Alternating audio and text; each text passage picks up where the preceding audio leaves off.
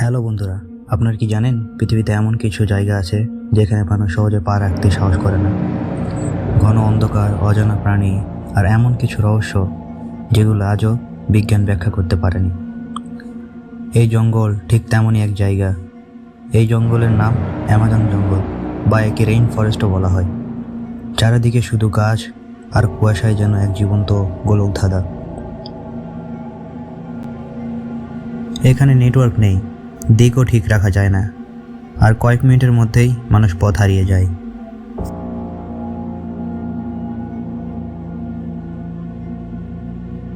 এই জঙ্গল জাগ্রত, মানে তুমি যত বেশি এর ভেতরে যাবে জঙ্গলটা তত বেশি অচেনা হয়ে উঠবে।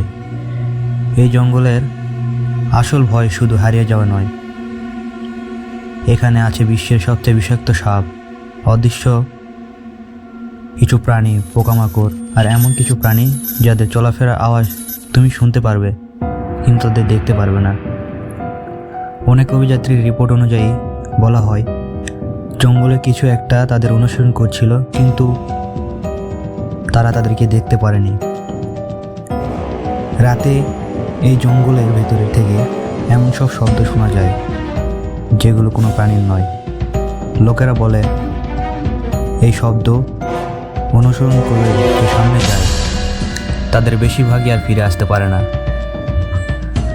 গত কয়েক দশকে এখানে নিখোঁজ হয়েছে অনেক অভিযাত্রী, পর্যটক, এমনকি প্রশাসনিক গবেষণারও। তাদের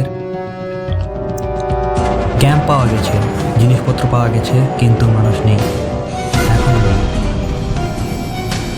এখানে কম্পাস কাজ করে না, জিপিএস সিগন্যাল হারিয়ে যায়, ম্যাপের দিকগুলো একসময় ভুল দেখতে শুরু হয়। বিজ্ঞানীরা মনে করেন ভূগর্ভে থাকা কিছু মিনারেলস বা আবহাওয়া অদ্ভুত গঠন এর কারণ, কিন্তু স্থানীয়রা বিশ্বাস করে জঙ্গল নিজেই তার সীমা রক্ষা করে। জঙ্গলের ভিতরে তারা অদ্ভুত ছায়া দেখেছে, মনে হয়েছে কে যেন গাছের আড়াল থেকে চুপচাপ তাকিয়ে আছে, কিন্তু ক্যামেরা চালালেই কিছু ধরা পড়ে না। এগুলো সত্যতা আজও রহস্য।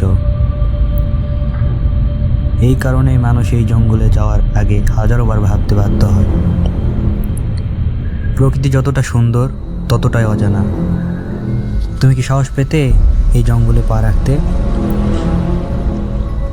নাকি এটাই সেই জায়গা যেখানে মানুষের প্রবেশ না করাই ভালো?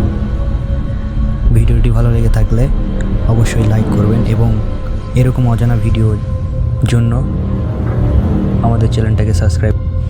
ভিডিওটা দেখার জন্য ধন্যবাদ।